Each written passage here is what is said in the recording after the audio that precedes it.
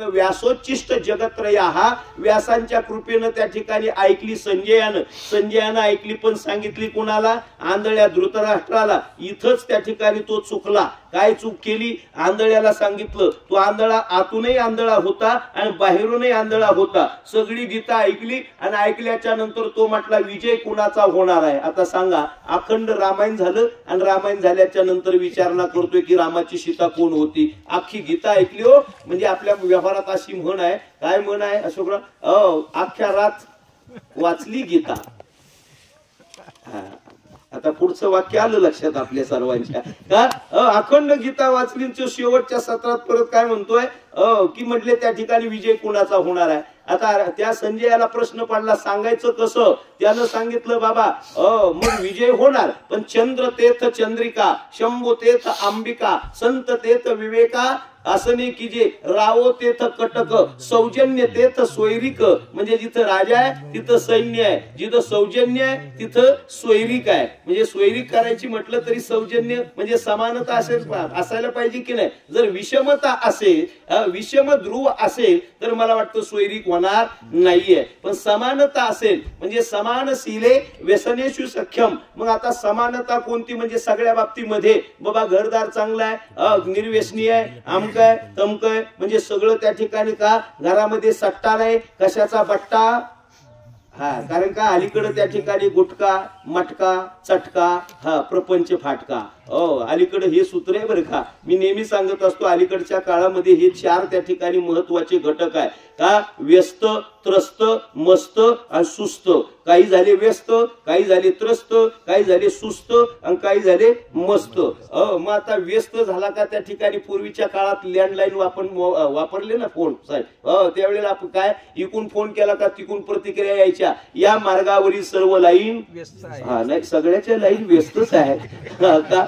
त्या व्यस्तमुळे आपल्या मेमरी सुद्धा त्या ठिकाणी हँग होण्याची शक्यता आहे. सगळे सुस्त झाले ना महाराज. काही ना सुचायला तयार नाही. बरं जगतामध्ये बरेचसे मंडळी म्हणतात फार प्रगत झालं, पण बाह्य लक्षणानं प्रगत झालंय, अंतकरणातून प्रगत झालंय असं म्हणता येणार नाहीये. याच्यात शंका आहे बरं का? मग मी सांगितलं मृत्यूच्या बाबतीत शंका नाही, पण बाकीच्या बाबतीमध्ये आता पूर्वीच्या काळामध्ये शिक्षणाचा अभाव होता. त्याही काळामध्ये डॉक्टरांसारख्यांनी त्या ठिकाणी का फार रडत पडत का कसं का होईना परंतु शिक्षण घेतलं आणि वैद्यकीय क्षेत्रामध्ये काम केलं. आता कितीतरी मंडळी आहे पूर्वीच्या काळात फार कमी शिकलेले, शिकण्याच्या सुविधा नव्हत्या, शिकण्याकरता अनुकूल परिस्थिती नव्हती. आता सगळं अनुकूल आहे, सगळं काही आहे, पण आताची पिढी शिकेलच याची खात्री नाहीये. मुली जास्त शिकतात, एज्युकेटेड त्या ठिकाणी इंजिनियर, डॉक्टर, वकील, आमक तमक भल्या भल्या त्या ठिकाणी मुली उच्च शिक्षित आहे. आणि मुलगा कसा तर म्हटले 10वी पास, 10वी नापास, 12वी नापास. आता मी जमाजमीच्या प्रक्रियेमध्ये बऱ्याच सक्रिय असल्यामुळे आमचे यशवंतराव सुद्धा आहे. माझ्याकडे 5000 बायोडाटे. मोबाईल सचिन भाऊ हँग झालाय भाऊ का? तरी त्या ठिकाणी बरं मला काय आता या 3 वर्षात यशच येत नाही. कारण का फार मोठी विषमता आहे भाऊ का? फार मोठी विषमता का? मी परवा एक बायोडाटा दाखवला. त्या मुलीला 1,80,000 पगार. किती साहेब? 1,80,000. मी त्या ठिकाणी कमीत कमी 100 बायोडाटे दाखवले. मुलाला पगार किती? 60,000, 80,000. याच्या पुढे नाहीच आहे. म्हणलं 1,80,000चा त्या ठिकाणी आता मुलगा मला शोधायला 5 वर्ष लागेल. तोपर्यंत तुझं वय होईल 35. त्यापेक्षा ब्रह्मचारी राहणं गरजेचं आहे. आता नावीलाज आहे. आणि मग मी तिला सांगितलं, जरा सल्ला दिला ताई. म्हटलं एक ऐकते का माझ्या वारकऱ्याचं?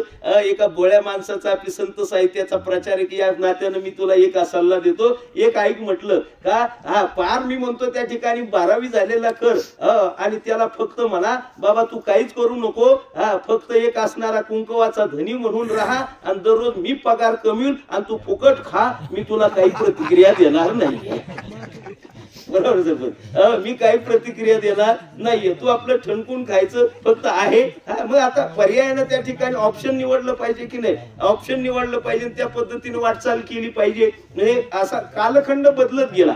अनेक त्या ठिकाणी मुद्दे शास्त्रकारांना सांगितले. मी सांगत होतो रामदास स्वामींना त्या ठिकाणी थोडासा भ्रम झाला का छत्रपती शिवाजी महाराज सज्जनगडावरचा प्रसंग आहे. सज्जनगडावरती त्या ठिकाणी दोघं राजे आणि त्या ठिकाणी भक्त म्हणजे देशभक्त आणि हरिभक्त हे दोन्ही एकत्रित आले. पूर्वीपासून हे दोन्ही एकत्रित येतात बरं का. विसंगती झाली. राजा दशरथाच्या कालखंडामध्ये सुद्धा विश्वामित्रासारखे गुरु होते. महाभारतामध्ये सुद्धा द्रोणाचार्यासारखे गुरु होते. राजाला तत्वज्ञान अर्थात ज्ञान सांगण्याचं काम त्या ठिकाणी गुरु करायचे आणि त्या पद्धतीने वाटचाल त्या ठिकाणी राजे करायचे बरं का. आता अलीकडे सुद्धा राजांना ज्ञान सांगणारे अर्थात सल्ला देणारे आहेत. त्याला आधुनिक शब्दामध्ये काय म्हणतात? पीए. बरोबर आहे ना? चुकलं तर सांगत जा बरं का भाऊ. काय म्हणतात? पीए. हो, पीए ठेवतात ना. हा, जेवढं त्या ठिकाणी माहिती मंत्र्याला नाही तेवढी माहिती कोणाला? पीएला. जेवढं काम पीए करतो तेवढं काय म्हणजे त्यांनी फक्त सही करायची. बाबा पीए म्हणतोय म्हणजे तो अभ्यासपूर्वक विचारपूर्वक का आता या सगळ्या क्षेत्रातली आपल्याला माहिती आहे. तो अगदी तंतोतंत त्या ठिकाणी नियोजन देणार का. आणि आपण सुद्धा त्या का माणसाला धरलं का. जर आपल्याला त्या ठिकाणी देवाकडे जायचं तर संतांना धरावं लागतं बाबा. का धरावे संताचे ते पाय हरी प्राप्तीशी उपाय. धरावे संताचे ते पाय म्हणजे देवाकडे जायचं तर संत महत्वाचे आहे. इथं न्यायालयीन प्रक्रियेमध्ये जायचं की त्या ठिकाणी वकील मंडळी त्या ठिकाणी महत्वाची आहे. म्हणजे ज्या ज्या प्रक्रिया ठरलेल्या आहेत का.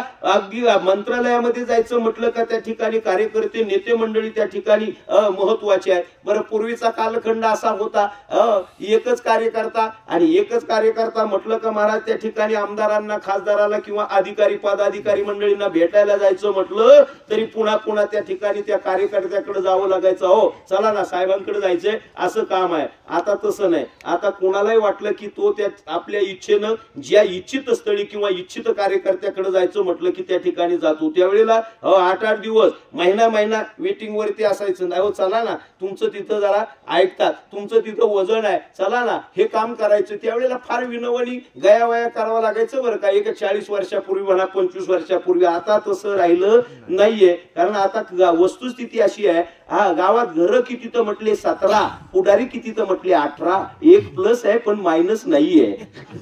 बरोबर आहे भाऊ का. त्यामुळे विसंगती आहे. ही विसंगती आहे का. एका समान विचाराच्या माध्यमातून समान बैठकीच्या माध्यमातून समानतेच्या अधिकाराच्या माध्यमातून एक चांगल्या प्रकारचं काम करणारं व्यक्तिमत्व म्हटलं की आमचे वैकुंठवासी पांडुरंग वालू गवारी बाबा एक आचार विचार संस्कार संपन्न व्यक्तिमत्व.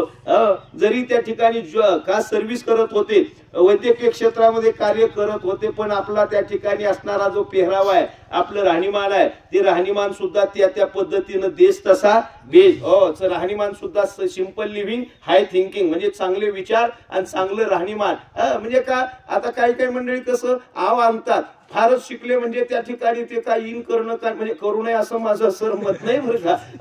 लय उच्च शिक्षित झाले म्हणजे आपला त्या ठिकाणी कुळाचार कुल धर्म किंवा आपलं मागचं काही सोडून द्यायचं आणि मी फारच मोठा आहे असं म्हणून त्या ठिकाणी का चालत नाहीये. अरे बाबा आपल्या त्या ठिकाणी असणारी भावकी आहे, आपली गावकी आहे, आपली देवकी आहे. गावाकरता जपलं पाहिजे, भावाकरता जपलं पाहिजे आणि देवाकरता जपलं पाहिजे. गावकीचं खाऊ नये, भावकीचं खाऊ नये आणि देवाचं तर चुकून खाऊ नये. ज्यानं गावाचं खाल्लं, भावाचं खाल्लं, देवाचं खाल्लं त्याचं वंशाचं वाटोळं झालं. तो त्या वंशाला दिवा राहत नाहीये का. हे महाभारतातलं उदाहरण आहे, रामायणातलं उदाहरण आहे. कितीतरी उदाहरणं सांगता येतील महाराज. नवे अलीकडच्या कालखंडामध्ये कलियुगामध्ये सुद्धा बऱ्याचशा कालखंडामध्ये ही उदाहरणं आपण पाहतोय का. म्हणून त्या ठिकाणी मी म्हणतो खावं पण प्रमाणात खावं. प्रमाणापेक्षा जास्त खाल्लं का अति त्या ठिकाणी झालं का अति तिथे माती. कुणाचा संवाद आहे. राजे छत्रपती शिवाजी महाराज आणि शिवाजी महाराजांचा आणि रामदास स्वामीचा संवाद आहे. सज्जनगडावरती मंडळी दोघही बसल्यानंतर तत्वज्ञानाचं भांडार उघडलं आणि तत्वज्ञानाचं भांडार उघडल्याच्या नंतर जसे ज्येष्ठ माता पिता आपल्या आई वडिला मुलांना काय करतात उपदेश करतात की नाही. उपदेश करतात आपल्या मुलांना की बाबा बाळा असं वागलं पाहिजे तसं वागलं पाहिजे. मग आता मुलांना अलीकडच्या सांगितलं का जे सुसंस्कारित मुलं आहेत ते ऐकतात व कार्यकर्त्यांचं ऐकतात, तंटामुक्ती अध्यक्षांचं ऐकतात, पाटलांचं ऐकतात. म्हणजे अलीकडची म्हणजे सुसंस्कृत पिढी बरं का. आणि जर त्या ठिकाणी पिढी वायाला करायला गेलेली असेल तर तो म्हणतो तुला काय कळतंय का?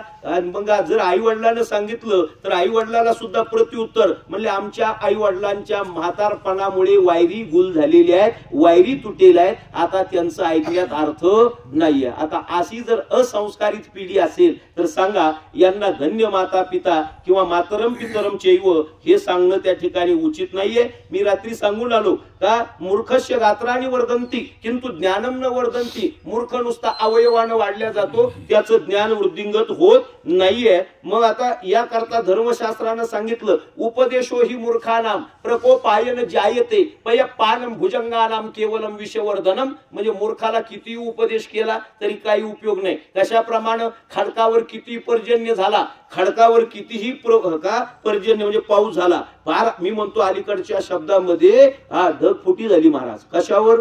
हा म्हणजे पटापट बोलत जा, वेळ कमी आहे. आमचे दत्ता शेठ म्हटले महाराज अर्धा तास, म्हणलं 25 मिनिटं, 5 मिनिटं कपात करील पण जास्त घेणार नाही, कारण सगळे जवळचे मंडळी आहे, अति परिचित आहे. आता नवीन ठिकाणी गेल्याच्या नंतर मग रेटून बोलता येतं का 5 मिनिटं कमी नाही, 5 मिनिटं जास्त का ओव्हर टाइम, आणि तो ओव्हर टाइम सुद्धा तुम्हाला द्यावा लागेल. रात्री असंच शिवाजीराजे रात्री असंच बोलून आलो. आता परवा तिकडच आहे ना शहापूर मुरमाड त्या परिसरामध्ये, कारण कधी भाग बदलून सांगता येत नाही. या युट्यूब मुळे काय कीर्तन लोक ऐकतात, ऐकल्याच्या नंतर मग आमच्याकडं महाराज तारीख मिळेल का?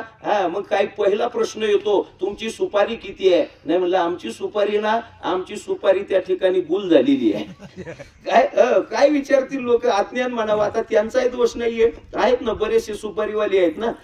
का मग आता सुपारी वाजंत्रीवाल्याची असते हो, महाराजांची सुपारी नसते काय? म्हणजे आता काय लोक त्या ठिकाणी हे अज्ञानच म्हणावं ना. मग आता विचारतात चला जाऊ दे, आता काही काही त्या ठिकाणी ठरवून घेतात, तो भाग वेगळा. बरं समाजही त्या ठिकाणी काही काही समाजातही चाटाळ वर्ग आहे ना, समाजातला चाटाळ वर्ग म्हणलं तू 50वाला जाणार, आमक्यावाला जाणार. काय आता 50,000 रुपयावाला कीर्तन करायला म्हणजे काय त्या ठिकाणी गावाचा उद्धार होणार आहे का? नाही नाही नाही, गाव बुडाला. अहो पहा 10 त्या ठिकाणी मी म्हणतो 8-10 दिवस त्या ठिकाणी त्याची प्रगती खुंटली गावाची. 50,000चा विकास करा ना.